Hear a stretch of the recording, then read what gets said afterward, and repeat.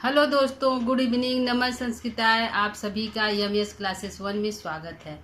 आज हम पढ़ने वाले हैं जो राजतरंगड़ी है कल्हड़ की रचना, उसका आज हम सामान्य परिचय पढ़ेंगे। कल्हड़ जो राजतरंगड़ी, इसका सामान्य अर्थ है दोस्तों राजाओं की नदी, राजाओं की नदी। तरंगड़ी का अर्थ होता है दोस्तों नदी, तो राजतरंगड़ी का अर्थ है राजाओं की नदी।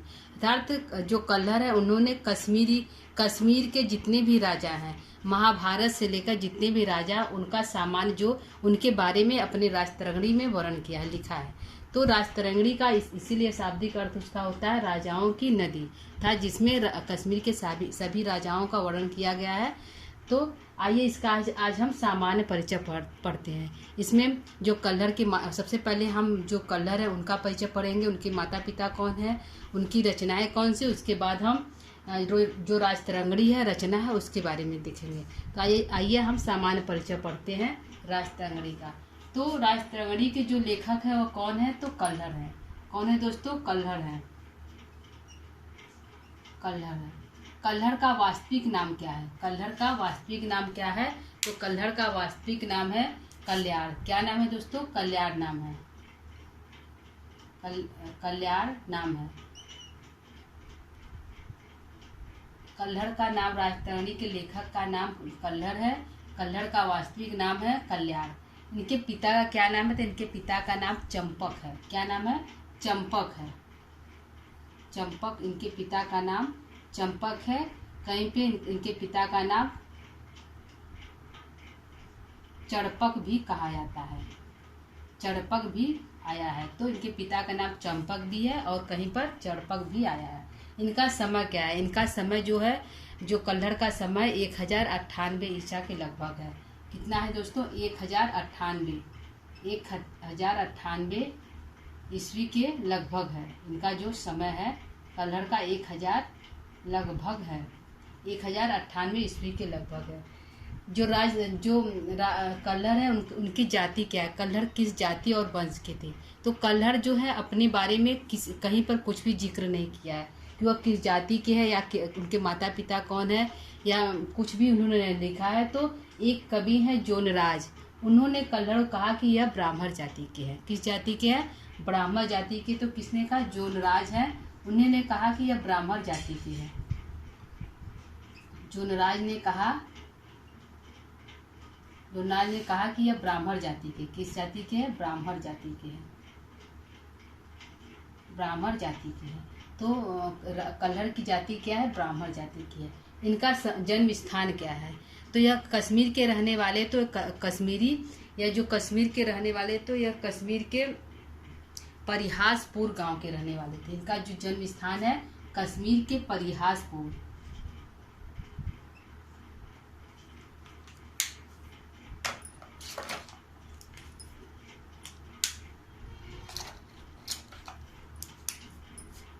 परिहासपुर इनका समय है। परिहासपुर इनका जो जन्म स्थान है, तो कहाँ पे? परिहासपुर इनका जन्म स्थान है। यह किस देवता के उपासक थे, किसकी उपासना करते थे? तो इन्होंने राजतरंगड़ी में 2 मंगलाचरण लिखा है। अब दोनों में इन्होंने शिव की उपासना किया है। इन्होंने शिव की वंदना की है। इसमें एक में इन्होंने शिव को नमस्कार किया है, एक में वह शिव से आशीर्वाद प्राप्त करते हैं। तो यह शिव के उपासक थे। तो किसके उपासक थे? शिव भगवान के उपासक थे कल्हड़। इनकी कृति क्या है? तो इनकी एकमात्र कृति है राजतरंगड़ी। राजतरंगड़ी इनकी एकमात्र कृति है। इनकी एकमात्र कृति राजतरंगड़ी है। यह इन्होंने राजतरंगड़ी को किस छंद में लिखा है? तो इनका प्रिय छंद है अनुष्टुप। कौन सा छंद है दोस्तों? इनका प्रिय छंद जो है अनुष्टुप छंद है। इनका प्रिय छंद अनुष्टुप है। यह किस राजा के आश्रयदाता थे? जो कल्हड़ है वो किस राजा के आश्रयदाता थे? तो यह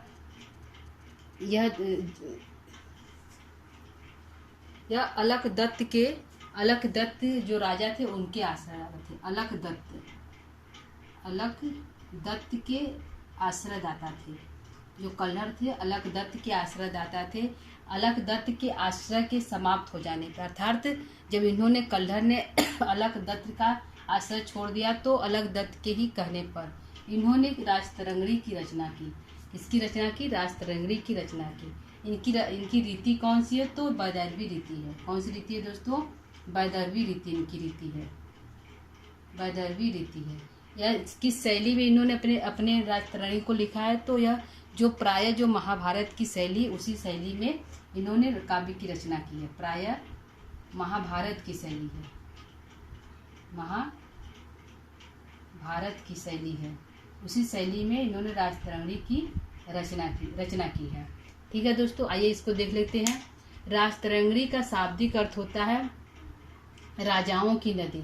राजतरंगिणी के लेखक कल्हर है। कल्हर का वास्तविक नाम कल्यार है। कल्हर के पिता का नाम चंपक या चढ़यक है। और कल्हर का जो समय 1098 ईसा के लगभग इनका जन्म हुआ था। यह जाति से ब्राह्मण थे और इनका जन्म परिहासपुर नामक गांव में हुआ था। यह शिव के भक्त थे, शिव के उपासक थे। इनकी एकमात्र रचना जो कृति है राजतरंगिणी है। यह अपनी रचना अनुष्टुप छंद में लिखा है। इनका जो प्रिय छंद है अनुष्टुप छंद है। और यह किस राजा के आश्रय दाता है? तो अलख दत्त राजा के आश्रय दाता थे। इनकी जो रीति है वैदर्भी रीति है और शैली जो है महाभारत की जो शैली होती है उसी शैली में इन्होंने अपने रचना को लिखा है। तो आइए अब देखते हैं कि राजतरंगिणी का परिचय क्या है, जो रचना है उसके बारे में लिख देते हैं। तो इसके लेखक जो हैं कल्हर है। इनके लेखक जो है कल्हर है। इनकी काव्य विधा क्या है? जो राजतरंगिणी उसकी काव्य विधा क्या है? तो यह जो है कल्हर है, उन्होंने स्वयं कहा कि यह एक कथा है। कल्हर ने स्वयं कहा कि यह एक कथा है। क्या है? जो काव्य विधा है क्या है? तो कथा है। कल्हर ने स्वयं इसे क्या कहा है? कथा कहा है कि यह एक कथा है और संदर्भ भी उल्लिखित है। इनका जो विभाजन हुआ है, काव्य जो राजतरंगिणी का विभाजन हुआ तो 8 तरंगों में हुआ है। क्या हुआ है? 8 तरंगों में इसका विभाजन हुआ है। 8 तरंगों में इसका विभाजन हुआ है।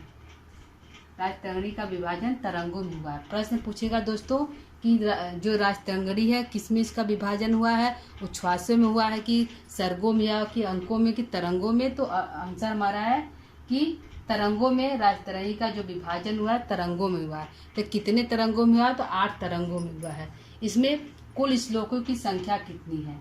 राजतरंगिणी के 8 तरंग है तो उसके टोटल जो श्लोक संख्या कितना है? तो 7826 है। कितना है दोस्तों? 7826 कुल श्लोक हैं। 7826 कुल श्लोक है, टोटल श्लोक है। सबसे बड़ा तरंग कौन सा है? तो 8वां जो अष्टम तरंग है सबसे बड़ा तरंग है। और सबसे छोटा कौन सा तरंग है? तो द्वितीय तरंग है। सबसे बड़ा तरंग हमारा है, सबसे बड़ा हमारा तरंग है अष्टम। कौन सा है? अष्टम। इसमें श्लोकों की कितनी संख्या है? 3449 है। कितना है? 3000 श्लोक कुल कितना है? अष्टम है। श्लोक कितना है? श्लोक की संख्या कितना है? 3449। कितना है? 3449 इसकी श्लोक की कुल संख्या है। सबसे बड़ा तरंग है जो अष्टम तरंग है दोस्तों, सबसे बड़ा तरंग है। और सबसे छोटा जो तरंग है द्वितीय तरंग है। कौन सा है? द्वितीय जो तरंग है सबसे छोटा तरंग है। द्वितीय तरंग सबसे छोटा तरंग है। इसमें श्लोक की संख्या 171 है। कितना है? 171 है। 171 इसमें टोटल श्लोक 171 है।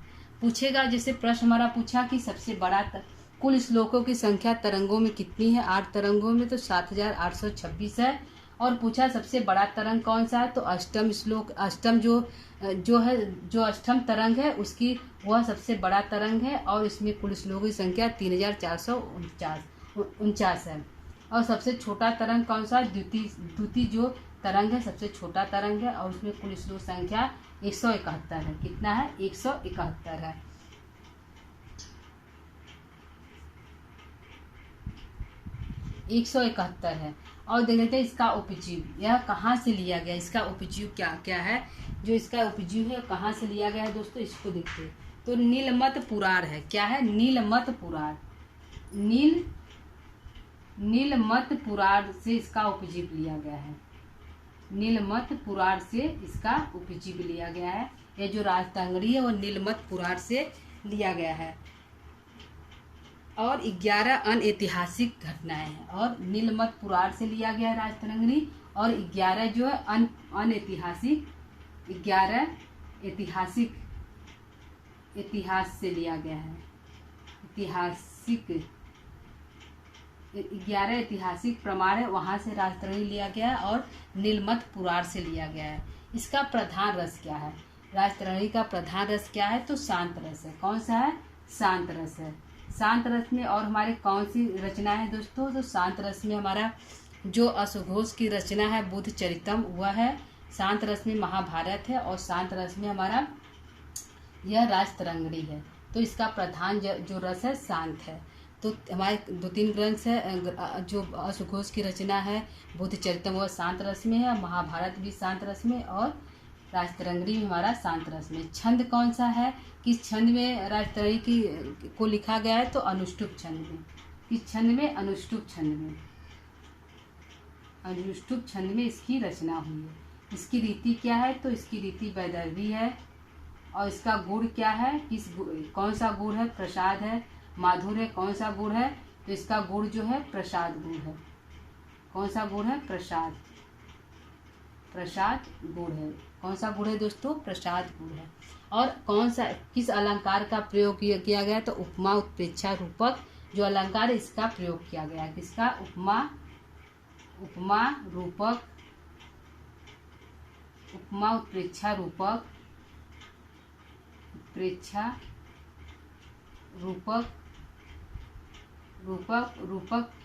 आदि अलंकारों का प्रयोग किया गया है। इसका मंगलाचरण देख लेते हैं दोस्तों। मंगलाचरण क्या है? तो मंगलाचरण जैसे पूछ लिया कि यह भूसा भोगी फड़ा रत्न रोची सिच चारवे का यह मंगलाचरण किस ग्रंथ से लिया गया है? तो जो राजतरंगिणी से लिया गया है। इसमें कल्हड़ ने सर्प के जो मणि है, जो कृष्ण भगवान के सिर पे जो मणि सर्प सुशोभित देता है उसके मणि को उन्होंने नमस्कार किया है। शिव की मणि को, सर्प की मणि को उन्होंने नमस्कार किया है। तो यह जो मंगलाचरण उसका है। तो भूसा भोगी फड़ा रत्न रोची पूछेगा, लिख कर पंक्ति पूछ दिया कि यह मंगलाचरण कहाँ किस ग्रंथ से लिया गया है? तो राजतरंगिणी से लिया गया। मंगलाचरण जो कैसा है? तो नमस्कारात्मक मंगलाचरण है।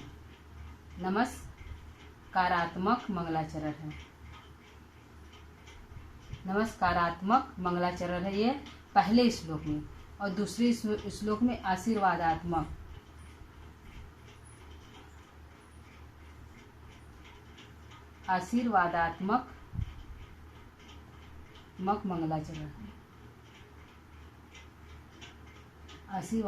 मंगलाचरण है दूसरे श्लोक में। जो कल्हड़ है उन्होंने 2 श्लोकों में मंगलाचरण किया, दोनों में शिव की वंदना की है। तो एक हमारा भूषा भोगी एक है, एक और हमारा है। तो ये पहले वाले जो मंगलाचरण में उसमें जो कवि ने शिव को नमस्कार किया और दूसरे में उन्होंने शिव से आशीर्वाद प्राप्त किया है। तो यह मंगलाचरण है दोस्तों। आइए इसको हम एक बार फिर से देख लेते हैं।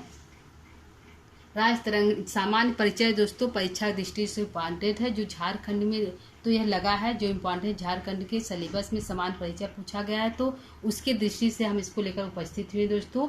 और टीएसटी पीएचडी में भी इसका समान परिचय पूछा जाता है।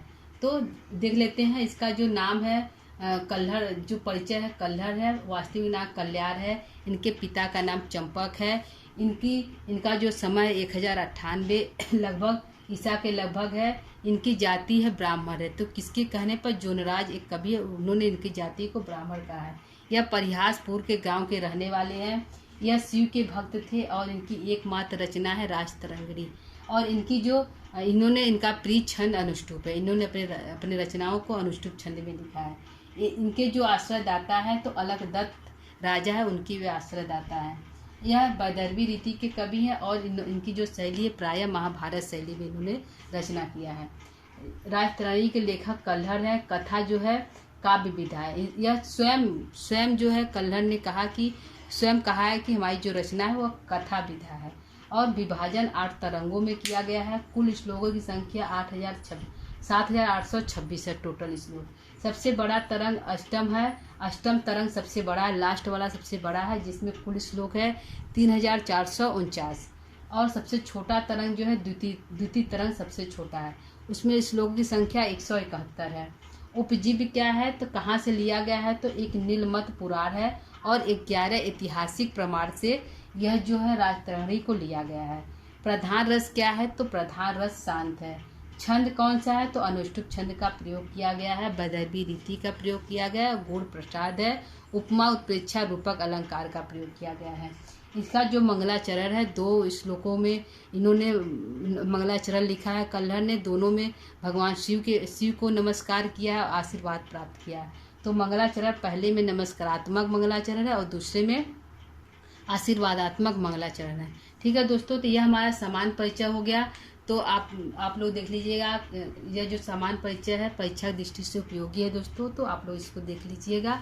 तो क्लास को यहीं पर हम समाप्त करते हैं। हमारा क्लास कैसा लगा दोस्तों कमेंट कर बताइएगा, और क्लास को यही समाप्त करते हैं। अगला हम टॉपिक कल लेकर उपस्थित होंगे, तब तक के लिए नमः संस्कृताय।